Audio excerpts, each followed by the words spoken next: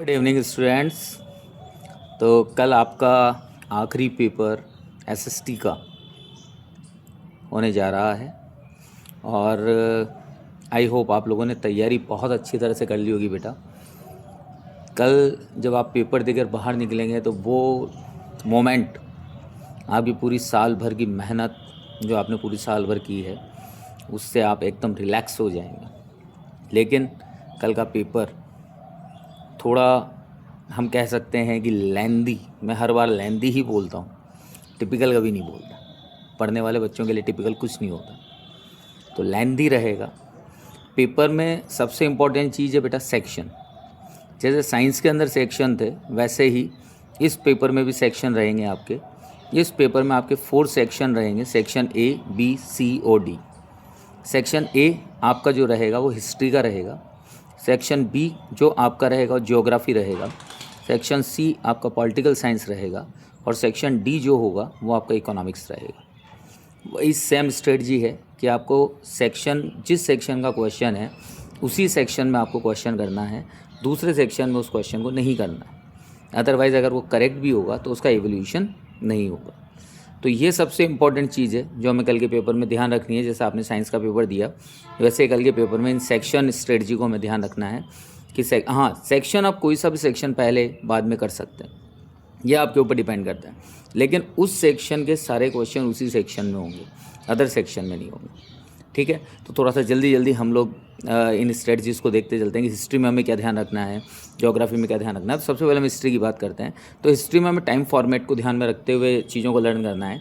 Time format मतलब सबसे पहले क्या हुआ था, उसके बाद क्या हुआ, उसके बाद क्या हुआ, उसके बाद क्या हुआ। अगर ऐसी चीज़ों को हम रिमाइंडर करेंगे तो जल्दी हमें याद होती हुई चली जाएंगी। सेकेंड आपका date time in the sense कौन सी घटना, कौन सा इंसिडेंस कब हुआ था, तो ये हमें वहाँ पर कंप्लीट करना है कि भाई कौन सा इंसिडेंस आपका कब हुआ था।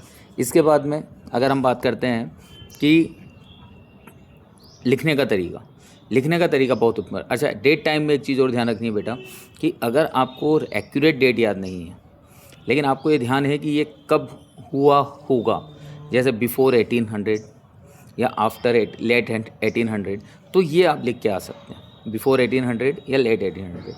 तो इसको भी एग्ज़ामिनर एक गुड प्रेफरेंस मानता है, एक गुड माइंड से इसको चेक करता है, तो डेफिनेटली वो इसे सही करता है।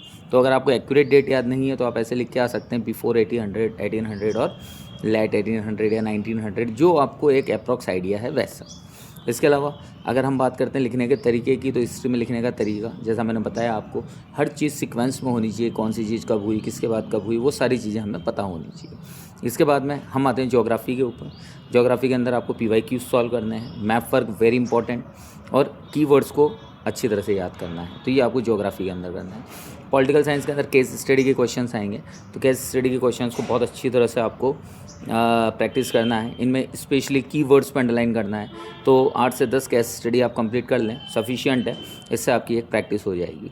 और इसके बाद में अगर हम बात करते हैं कि पॉलिटिकल साइंस में जो केस स्टडी की जो हम बात कर रहे हैं, केस स्टडी के अंदर सबसे इम्पोर्टेंट चीज़ क्या होती है कि आपको क्वेश्चन का फॉर्मेट समझ में आना चाहिए, क्वेश्चन पूछ क्या रहा है। तो उस फॉर्मेट को समझने के लिए पहले आपको कीवर्ड्स को अंडरलाइन करना पड़ेगा। वो कीवर्ड्स आप अंडरलाइन कर लेंगे तो आपको क्वेश्चन का फॉर्मेट समझ में आ जाएगा। इसके बाद में हम बात करते हैं इकोनॉमिक्स की। तो इकोनॉमिक्स में बहुत जनरल क्वेश्चंस, सिंपल क्वेश्चंस आते हैं, स्ट्रेट फॉरवर्ड क्वेश्चंस आते हैं, तो उसमें इतना ज़्यादा लोड लेने की हमें ज़रूरत नहीं है। तो ओवरऑल पेपर अच्छा रहने वाला है, बहुत अच्छा पेपर रहेगा। लेकिन टाइम मैनेजमेंट का ध्यान रखें। मैं हर बार आपसे पेपर में यही कहता हूँ, टाइम मैनेजमेंट बना के रखें। आज सुबह से बच्चों के कॉल आ रहे हैं, सुबह से मैंने बच्चों को यही कहा है कि बेटा आप टाइम मैनेजमेंट का ध्यान रखें, आप एक स्ट्रेटजी से चलें। इस स्ट्रेटजी से अगर आप चलते हैं तो डेफिनेटली आप उसको कंप्लीट कर लेंगे।